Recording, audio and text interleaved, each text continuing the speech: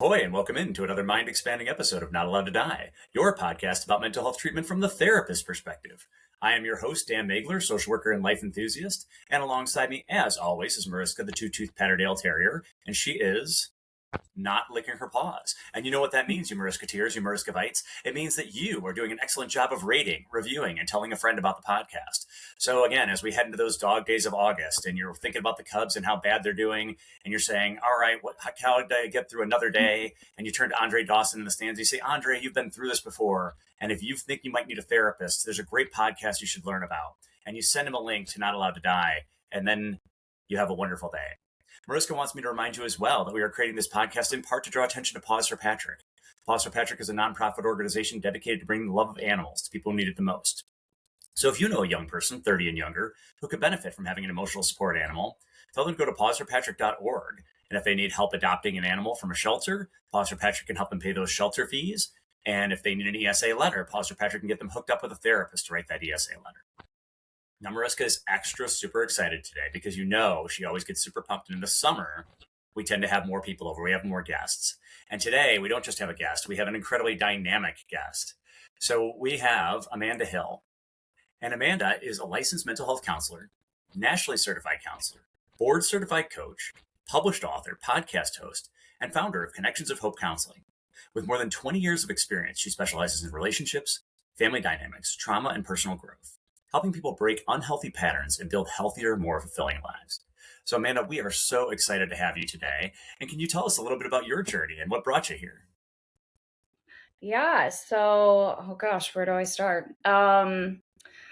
Number 5 of 6 kids, grew up, actually went to college to be a doctor, changed my major my senior year because I fell in love with the subject of psychology. And that was many, many years ago, but I am 20 solid years into working with people as a therapist. Opened my own practice about 6 years ago, so 2020, and have several different locations with multiple therapists working for me. And then, as you said, I recently, it's pretty recent for me, started a podcast after publishing my first book. Hopefully there will be more, just to kind of get the word out there and talk a little bit more about family dysfunction, which was what my book was about. So I'm just kind of all over the place right now in regards to mental health. But it is a passion of mine. I love everything about it. You know, for people who have written books and memoirs and things like that, talking about their own experience, one of the things I always find challenging, even here on the podcast, is talking about, family members or other things and being personal, but not sharing too much of the story that's not necessarily mine to tell. How did you navigate that? And how do you navigate that, whether with your podcast and with the book, of figuring out, okay, I can tell this story or I can't tell this story? Because, how did you work your way through that? So, with my book, I used my own experience with family dysfunction. Big family, lots of really strong personalities, but I really didn't tell specific stories in my book. So, it wasn't really personal in that regard, where, I was walking you through certain things that happened. I was talking more about the concepts of family dysfunction and how to manage. So, that one I didn't really have as much of a concern about with clients as far as podcasts and maybe even just talking to other clients if there's a situation that's relevant to what they're going through that I've worked with somebody else. I think that for the most part, unless someone is in active sessions with me, a current client, I probably would not share those stories because those people are currently in therapy. But I do share, I worked with a client once who blah, blah, blah, blah. I will tell the story. I obviously never name names. And sometimes you might shift a little of the parts of the story so that if that client were to be listening, that they wouldn't know 100% that was theirs and maybe relate to. But I think there's so much strength in sharing stories of how other people have struggled, because when we hear that and we can relate to it, it makes us want to make changes more. And how about, even in sessions, when you're talking to a client who's been through something similar that you can really relate to as a clinician through your own personal experience? What's that lens that you're using to decide how much disclosure to share about your own story? Yeah. And how do you find that balance? Yeah, I mean, that takes me back to grad school when it was kind of like you don't self-disclose, never self-disclose. And then maybe if you do, I do remember them saying ask the client permission. Like, it would it be okay with you if I disclose a little bit about how what you're going through is relevant to me based off something I've been through? And I've not had a client say no to me Mhm. yet. If they did say no, then obviously I wouldn't. But I think for the most part, not that I am thrilled that I have trauma of my own, or that I've gone through any hardship, but in a lot of ways, I try to look at that as um, kind of so powerful in the work I do with people because it allows me to actually empathize with them, not just sympathize. And I know as therapists, we are called to empathize anyway, but it's like a legit empathizing because I know what they're going through because I've been through it. And I think that sharing that with your clients with their permission actually can be extremely powerful and help your client relate to you so much more and honestly trust you more because you've been through it and so you're sharing some of that information. When you go back to those early days right after grad school and you're working with some of your first clients, do you remember any times when you were like, they taught us this in grad school, but I'm kind of Mhm. feeling maybe my more authentic self is going to be a better fit for this? So can you think of any examples where, hey, I know that this is what they said, but to do what's Mhm. best for this client in this moment, I think I need to shift and find my own voice that's a little bit different than what they taught me. I mean, it'd take me a minute to think of a specific situation, but I know that happened a lot. And I think more than anything in the very beginning, we have that imposter syndrome. So I had a lot of that. I remember one of the first clients I had on my own. This was post grad school, but still, getting your hours. And he was a doctor. And I was just like, I can't treat a doctor. Like, they're so much smarter than me. Like, I did not in my head, I just went into every session so insecure because I saw him as a doctor that has just done so much more education. And maybe not totally related to what you're asking me, but I think over the years, what I have learned and what I repeatedly tell myself is that I'm an expert in this field, and so I don't care if you're a physicist or the, smartest person in the world, you're probably not going to know what I know based on the years I have spent. But that took me many years to get to. And that's something that, as I, in my practice, hire clinicians on, I encourage them to take on clients and to look at them as like, you are here to help them and you have a lot of knowledge that you might not even be aware is something that your clients don't know, and go in with that confidence and just do your best. I mean, this is another thing I struggle with. We're not meant to fix our clients. And so I think as therapists, we all have had those moments where it's like right at your grip, you can't, like, I want to change it but it's not happening, and it's like, what am I doing wrong? And I've had my own staff stop me and be like, you're not responsible, you can't do more work than your client's doing. That was a tough lesson for me and I still struggle with it sometimes, but remembering like I'm doing my job to be here and support you, and then letting the client do their work on their own time. No, to piggyback on what you're saying, I remember early on in my career when I would work with parents of teenagers, and Mm, they would ask, well, do you have kids? And it's like, no, I'm 25 at that yep. time, and I know I Yep. don't know what it's like to parent my own teenager, but Yes. I might be more of an expert. I have worked with at that point, Yeah. dozens, or now I've worked with 1,000 teenagers. So, but Yeah. then Yep. again, I also like to fall back on the idea that you don't need to be a genius to do this job because the clients know Mhm. 90% of what they already know. We're Yep. just bringing out their own knowledge. So, Yes. that Yeah. physicist, he can work through the Mhm. problem. I just have to help him to Mhm. figure out what he already knows. I Right. wouldn't understand the math if he said it, but Yes. yeah. Yeah, that is so true. I remember the first couple times I took marital couples, and I was married. I got married young, but I was young. And so when you get a marriage or a couple come in that's in their 40s or 50s and they've been married for 20 years and they're struggling and you're 25, sitting there. I did have a couple people like, I don't think you can help us. Hmm. Um, Also, some self disclosure here, I did get divorced, and I have had uh, marital couples or people ask me, like, well, have you been married? If they can see I don't have a ring on. Hmm. And I will tell them I've shared that I was married, but I got divorced. And then those couples sometimes struggle with me being their therapist because I got divorced. And one thing I always say, if anyone does bring it up, is it takes two people to make a marriage work.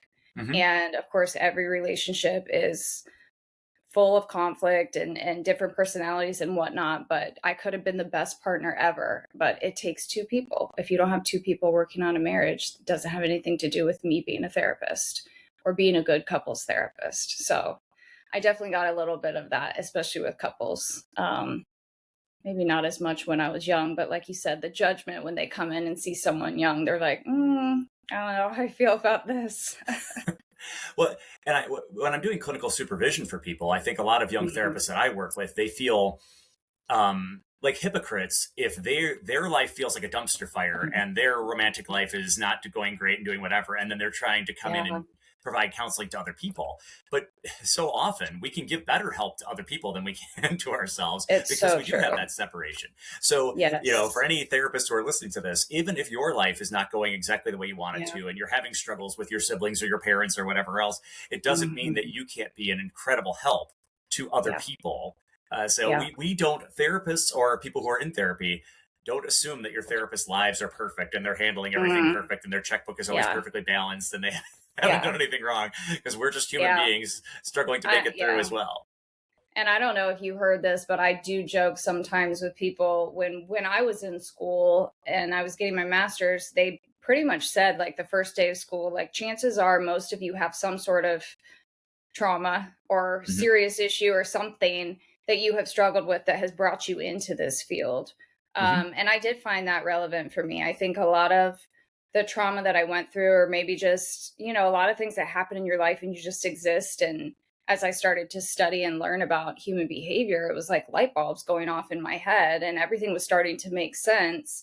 But a lot of times it is that, like, hey, do as I say, not as I do, because in real life, I know exactly what to do, especially in relationships, because that's a specialization of mine. But then I get into a relationship and I can't follow my own advice. And it just goes to show like emotion, when emotion is so strongly intertwined into the challenges that you have, it makes it a lot harder. It's not clear cut.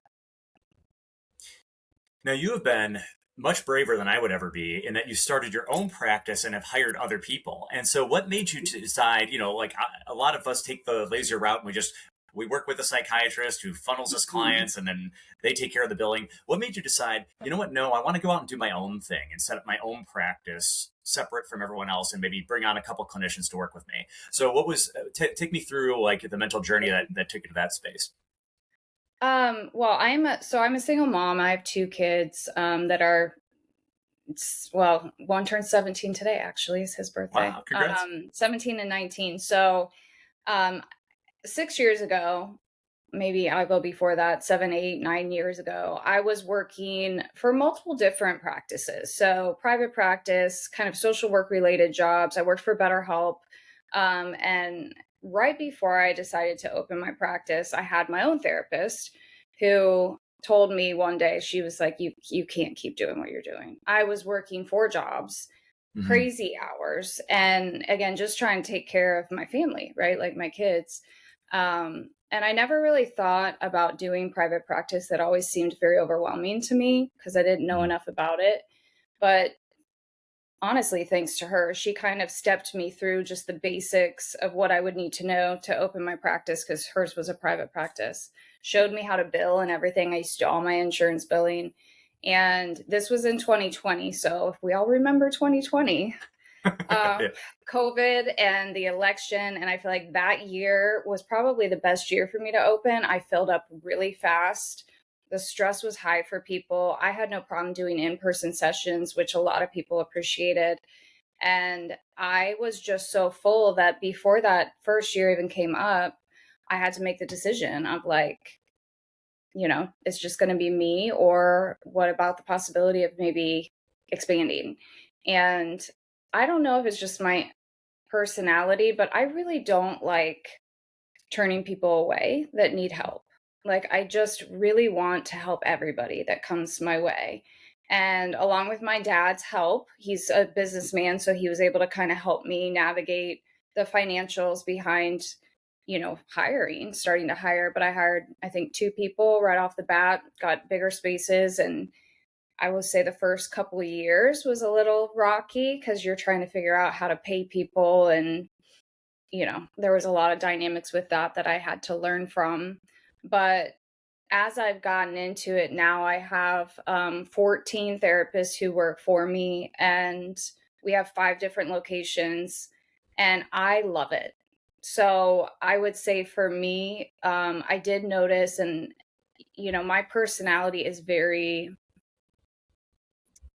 when we use, it's pop psychology, right? But left-brained. I was very math, analytical, logical, science. I was pre-med in college. I changed my major at the last minute. So I actually do really well with the business side of it. And I think it's just so cool to see something grow. And, the need is there for people, for therapists. And so I'm constantly hiring. And although it's a little stressful, there's always like, you're going down this road and you hire someone new and then you kind of backtrack a little bit because you're getting them going, and then you catch back up and go faster, but I've kind of gotten used to the rhythm, and we have successfully been able to pretty much place almost everybody that comes to us, with very little wait times, probably more so for the littles that we get wait times sometimes. But it's just been, it's definitely a journey. There's definitely been some challenging times, but I am someone who likes a challenge too. So I think any therapist who might be listening to this, who's maybe debating, is that something that I want to do or not? If you are someone that handles challenges well, that doesn't kind of throw in the towel too easily, or that manages a lot of stress easily, you probably would enjoy it. Also, who doesn't want to work for themselves? So that's a bonus. Do you, when you're interviewing or looking for therapists, are there certain things that you would say, okay, this is like, this person really fits with our ethos, or this person might be a great therapist, but they're not a fit for what we're doing at Connection? So what makes a person of the right fit for your kind of practice, and what would make you say, maybe not so much, like they're way too psychoanalytic, or they're, like Yeah. what would make you feel like they were the right kind of fit? I have learned in my hiring at the beginning, I remember thinking like, how am I going to know? I've never interviewed anybody. And I did just kind of have a feel for it, but if I never turn a therapist away for a different approach, because I love that all therapists do therapy differently. Hmm. I have some therapists that I was like, I don't really know if they'll work out well, and they're amazing and their clients love them. And so when I hire people, I will say the biggest thing that I look for is my comfort when I talk to them, Hmm. because I know it's an interview and interviews can be nerve wracking. I try to just put them at ease, but also what makes the deciding factor for me when I'm interviewing someone is when I hang up from that interview, if I feel like it went well, like they were easy to talk to, there was some normal conversation, not just, weird question answer quiet stuff, because as therapists we should be trained to talk to anybody. Hmm. And I have, the times that I've interviewed someone that I haven't offered a job to has been typically because it's just very awkward. And maybe that's judgmental, maybe they would be great with clients, but for me, I just look for that sense of comfort, that they give me. And of course, I'm looking for things that anyone does when you hire someone, like flexibility, hours, their experience and desire to help people. But outside of that, I haven't turned a lot of people away, if I'm honest. And I've just been really lucky. I have an amazing team of people. They're all incredible. It's like a second family for me. Well, that's, yeah. I mean, I like to. I work at a school, and there are 3 of us social Mhm. workers on staff, and we all approach the job, as you were kind of saying, very differently.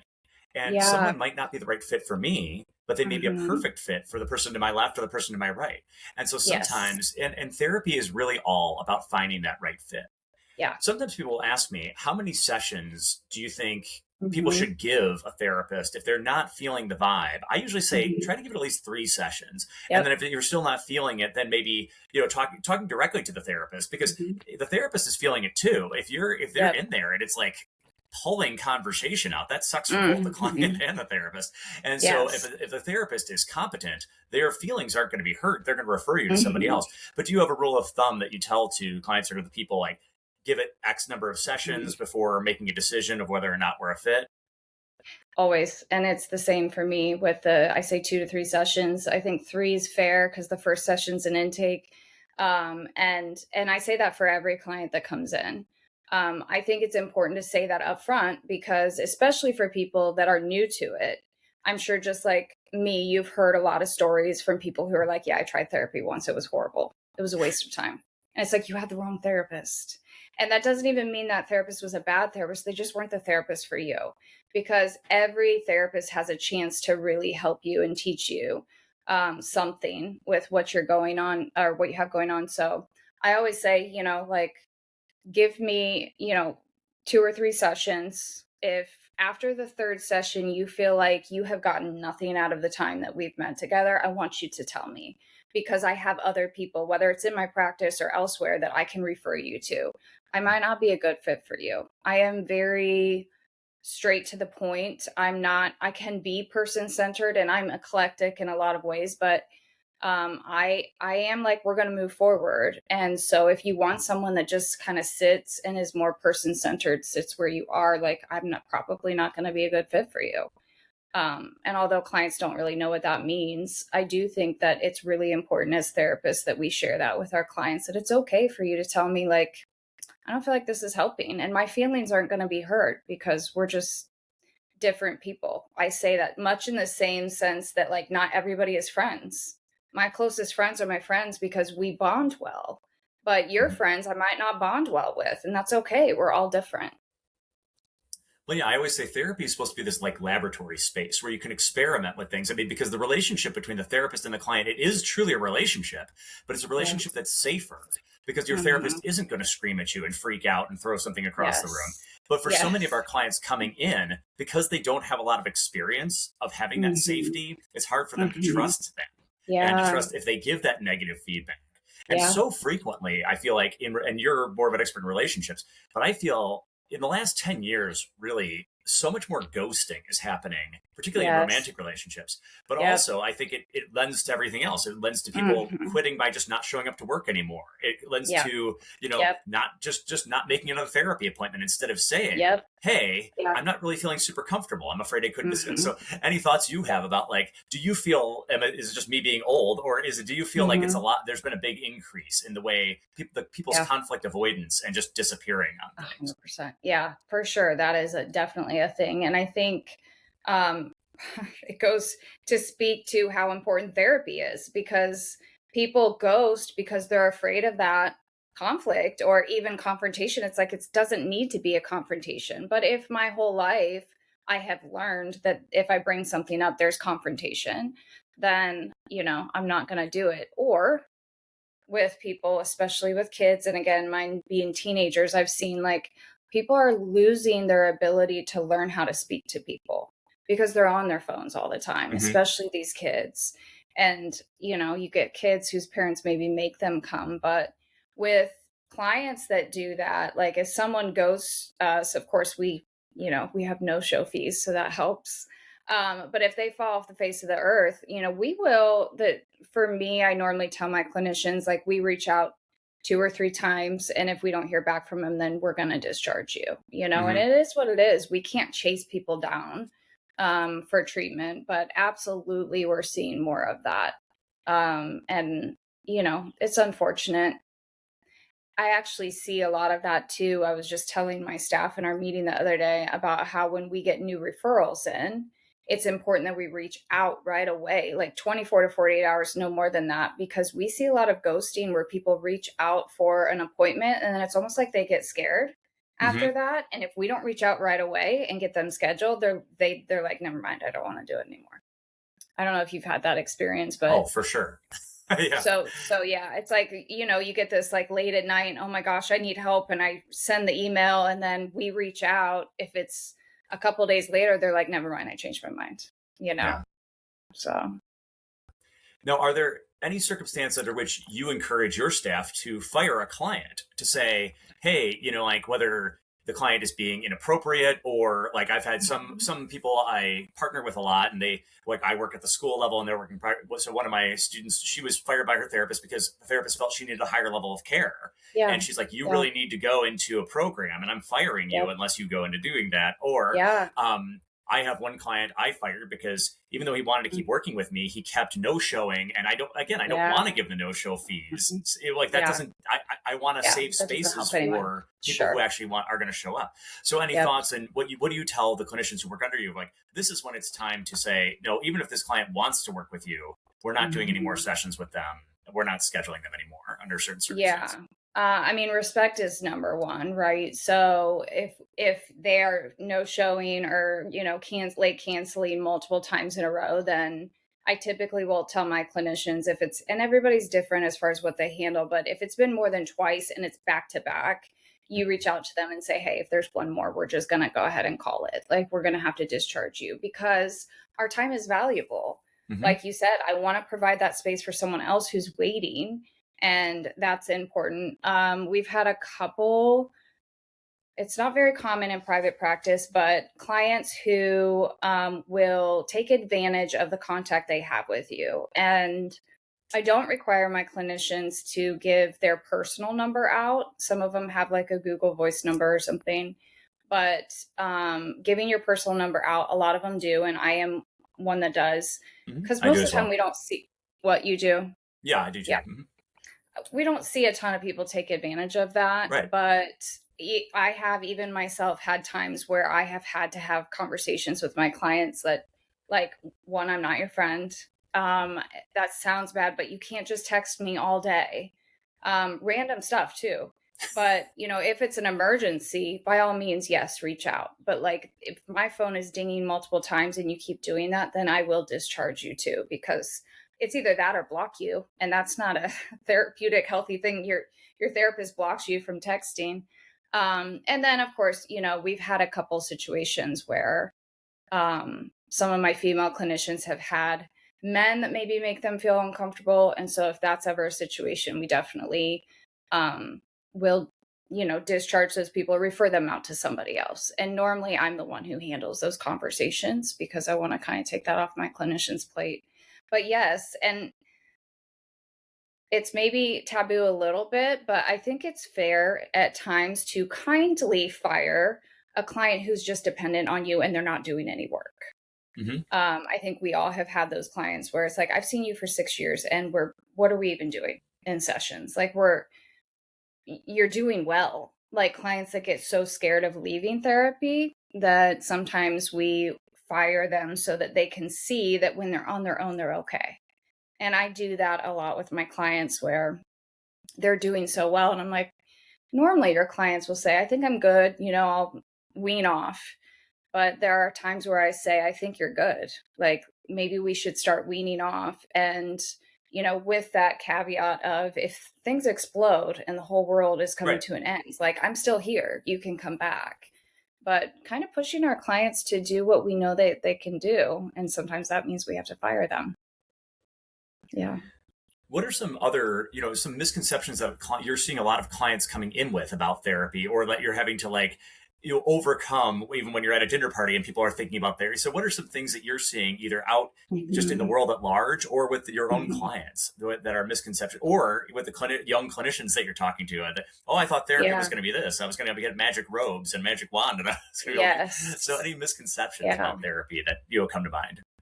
I think that a lot of clients, especially if they've never been to therapy, have a misconception that they have to guard what they say, that there will be any kind of judgment from me. So, or from any of us, right? So letting them know that in order for them to truly get the most out of therapy, letting go of that idea that anything they say we're going to judge them for, because we don't. from a personal perspective, I get this, and I'm sure every therapist does all the time when you're out and someone says, "What do you do?" And you say, "I'm a therapist." And they're like, "Oh, are you psychoanalyzing me now?" Or I'm like, I don't do that. I've never done that. I don't want to do that. So I think that's also a misconception, is that as therapists, we go out there and we're analyzing people all the time. I mean, I might see patterns right in front of me, but I'm not going out of my way to analyze people. I know that's definitely a misconception I hear often. Mm-hmm. And as far as my new therapist, when people are first starting, I will say most of what I hear as far as misconceptions they have coming into private practice anyway, a lot of them will come from a bigger community setting and will go into private practice and be shocked at how much more peaceful it is. Because we don't deal a lot with emergencies in the private practice realm, Mm-hmm. and the paperwork is a lot lighter. And so I do hear a lot of that from clinicians who come on that are like, this is so much easier than what I was doing before, wherever I was, which is definitely a bonus of private practice. Do you feel, again, that there are just things that you wish you could have told people earlier? My son asked me, he's like, "Why do you work with young people?" And I said, well, I have worked with older, I do work with, people in their 50s or whatnot, but I Mm-hmm. remember working with this one setting where this guy was saying, I wish somebody had told me these things earlier. And I felt, Mm-hmm. I enjoy working with teens primarily so that I can plant some of those seeds, especially working Yeah. on things with relationships. Are there some Yeah. themes that you feel like, okay, I want to, yes, a 75-year-old can benefit from learning these things, but are there some Mm-hmm. messages that you like in giving to people when they're a little bit younger so that they can hopefully avoid some relationship challenges, and any themes that you find yourself saying over and over again? I don't do a lot of work with teenagers anymore. I have done them in the past. And the themes that I've noticed more than anything with teens is like the increase in social anxiety. Mm, And so, the saying, if you only knew how little people were thinking of you. And that sounds horrible, but it's true. hmm. You go out and everybody's thinking about themselves. Um, so I don't know about that. I think that for me, one thing that I just wish that I had known back in the beginning, and it took years to get me to the point where I had to go into my therapy sessions feeling confident. And I think a lot of therapists struggle with that because the weight that I which I guess we do carry some, but I would go in with just this heavy weight, especially with couples. It's like it's depending on me whether these people stay together or not. And that's just such a wrong way of thinking. If I'm honest, I still struggle with that sometimes, especially with couples. I get nervous because I'm like, if I can't regulate this well, or help them figure it out, then they could break up and then it'll be like me who failed. And so that is something that obviously I still work on, but trying to be consistent and confident in knowing that me being present, and I think any therapist, right? Like our goal is to help our clients. And just by sitting there and listening to them, which very few people do anymore, we're helping them beyond ways that I think we'll ever know. And just knowing that and reminding ourselves of that has been really important to me. No, but I couldn't agree with you more. When I generally don't do couples sessions, but when I do couples work, I do Yeah. feel, again, I just really want to, and again, I make sure I'm not favoring one over the other and striking that Yes. appropriate balance. And my Yes. hat is off to anybody who does full family therapy. Because Yes. every time I've had to do full family sessions with more than three people in them, I am just Mhm. sweaty afterwards. it's It is Whereas, my complicated. regular private practice one on one, it's okay. This is fun. Yes. This is relaxing. It's a Yes. conversation. But so hat is Yeah. off to it. And again, that's why it's great that there are different clinicians who specialize in different things. But and then you Hmm. have to know this is my skill area and this is not my skill Yeah. area. Yep. Yeah. And I just had literally this week a session, and I think this is also important that therapists deal with is um, when a client comes in and you realize this is beyond my scope, Hmm. right? And I'm not going to be like, oh, it's been 5 minutes. This is too much for me. You can leave. But having clients that for me is sometimes hard too, because it's like I meet with them and we have that first session and I want to help them, but I know ethically it is beyond something that I could really give them what they need, and knowing when to do that too, Hmm. knowing yourself and what you feel confident with, as far as clients, even if it's been, 6 months in and you're realizing like, I got to refer you out. And that can be really hard sometimes when you've established a relationship.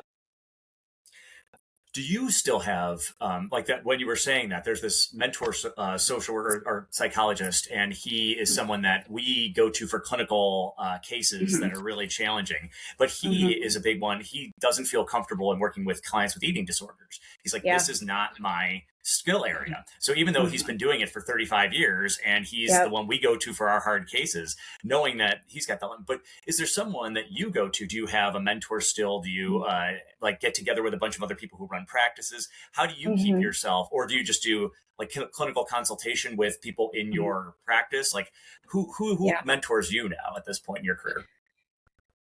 We do staff meetings for my practice. So, and we do those for that reason, to staff our cases. So, those are typically where I get, and it's again incredible. Like, we all are licensed clinicians with different experience, different number of years of experience, new and old, different approaches. And so it's very rare that I try to staff a case that I don't feel like I'll walk away with some clarity based on just what some of my staff have shared.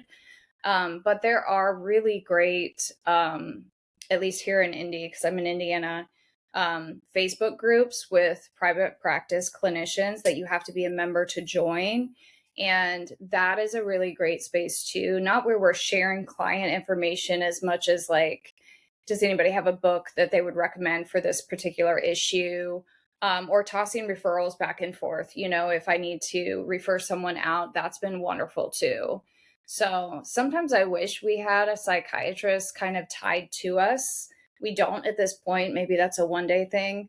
Hmm. That would be great to have, a psychiatrist come in once a month or once a quarter, even, to, talk about the more serious cases. But for now, we do most of it with our staff, just me and the people in my practice. Yeah, and I think that's what, something that our clients might not realize is that none of us, again, no healthy therapist thinks they know it all. And no matter Right. how far you get along in your career, there are Yeah. always going to be things, and then there are going to be new things like, okay, Yep. what is the metaverse? What are the kids doing now? There's going to be some new Yes. drug or some new other thing Hmm. that, oh, I haven't heard Yep. of this kind of music. So Yep. we always have to continue to get our clinical education, but also just our social education about what's Hmm. going on out in the world. And Yeah. we never stop learning. Yes. Yeah. And I don't know how old your son, you said you have a son, but my kids are very good at reminding me that I'm getting older all the time. I'm old and I don't know anything. But it is those times where even my kids, I'm like, you can't keep up with everything. And you Mhm. get, and I love, as you can see behind me, I love to read. All the books I read are related to mental health and, human behavior and things like that. So I do a lot of self-help type stuff, a lot of reading and online trainings and podcasts and things like that. Mhm. And sometimes it's just a paragraph in that book or a chapter, but then that is what ends up helping me with client X, 6 months down the road or the next day. And I love everything about that. I do think it's important for us as therapists to always stay up to date with that kind of stuff. And I don't want to use the word CEUs because we all hate those, but just our own, like what you love, just keep learning more of, and then using each other to learn too. Now, how do you, though, palate cleanse with things that are totally unrelated to mental health work in any way? So, after a long day of sessions and whatnot, Hmm. are you a person that just goes out in nature, or are you a Yeah. backgammon champion, or anything? What helps you to to get your you mind know cleansed? Use some bad reality television, or what do you yeah, I what's your mean, go to? honestly, that, yes, I do a bit of that. I've always been good about taking downtime for the most part. Before my kids got as old as they are, my downtime was time with them. And I love being with my kids. I love being outside when it's warm, but I don't like it when it's cold. So you're not going to find me out in the cold. Um, but I'll play, like, I love Candy Crush. If I'm honest, I'll play Candy Crush. I will put on something. And this is again, I can't think of the word I want to use, but I am the typical woman that sits in bed at night. I'll play Candy Crush and I'm putting on like a serial killer documentary. That is me. So I don't know. I mean, that's kind of mental health related, but there's something about documentaries. Again, I do love to learn, and I think human nature is fascinating. So, um, documentaries about people. Like I think I've watched every 2020 and Dateline and all of those things that you can watch just because I find them entertaining. So that's kind of my downtime at night, if it's later. But otherwise, I have two dogs. I'll walk them, especially on the really nice days and anything in the sun. I go to the gym a lot. So that's definitely a good downtime activity for me as well. As busy as you are with your multiple, the private practice and whatnot, what made you, say, I want to start a podcast? And what is your, from listening to your podcast, I feel like it's got a similar vibe of just exploring mental health, but tell us a little bit about your podcast and what you wanted to bring to listeners with that. So when I wrote my book, it took me a couple years and I just released it this year. And then I was talking to a couple other authors, people who had self-published, because that's what I did. And someone told me, there's not as many people reading anymore, which to me, that's sad. I love reading, but people are listening to podcasts. So that's probably something you should do. So I'm like, okay, whatever, I'll do a podcast. So started looking into it. I don't currently teach college, but I have for years. And so doing the podcast to me has been kind of a really fun outlet because it allows me to kind of take all the stuff in my head that I know that I want to share with people. And, it's almost like doing therapy, but on the other side of it. Because in therapy, we're quiet, we're listening. And in this, with a podcast, you're talking, you're sharing, you're educating. And I love to educate people on mental health. I love sharing, what I know. And I have recently just kind of switched from hitting all over the board with mental health because, with mental health, it's like, just throw a topic to me. I can talk about it. But trying to, dive more into that niche of relationships and parenting, because those are two things I see a lot. I've worked with a lot and I have probably the most experience with. So with the podcast I'm doing now, it's Mental Health with Amanda. And that's pretty much what I focus on more than anything. I'll hit anxiety and depression and other issues, but more than anything, focusing on the parenting and relationships. If people want that podcast, they can find it on Spotify, Apple Podcasts. Where can they find that if they're looking for it? Yeah, it's on YouTube, and then I do put it on Spotify and Apple Podcasts as well. And if they want to find your book? The book is on Amazon. It's called Making Sense of Dysfunction, Amanda Hill. So you can find that on Amazon pretty easily. And it's not on audiobook, although I'm kind of toying with that idea soon. So, but yeah, it's really easy to find there. Okay. Any other lessons or messages that you want to give to the audience just about, mental health generally and misconceptions or ideas that you're finding like, okay, I just want people to know this? Yeah.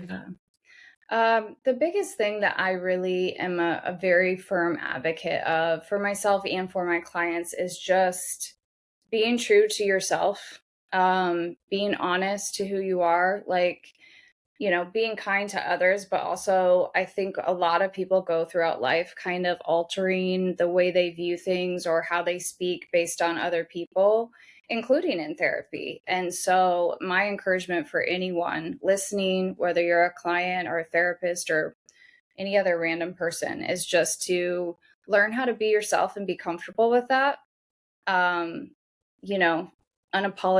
Unapologetically you, as hard as that is to say, because I think that's really where we find peace and happiness, and you're going to attract the people who want to be around you when you are your true self, as opposed to being someone that you're not. Well, thank you so much for sharing that, because I couldn't agree more. I had a client just yesterday who was he's having so much difficulty in his relationships, and he was saying, because I have to figure out who I am and who I want to be. Yeah. Because you can't be a partner to anyone else until you know what is my identity, and until you can be consistent in that. You're a moving target for all the people who are around you. So yeah, 100%. Well, again, we want to thank you so much for coming on. And so I hope everyone will check out Amanda's podcast and her book. And for all of you listening, thank you for coming on this journey with us. And as we say every time, do whatever it takes to get you through this world. Remember, you are just not allowed to die.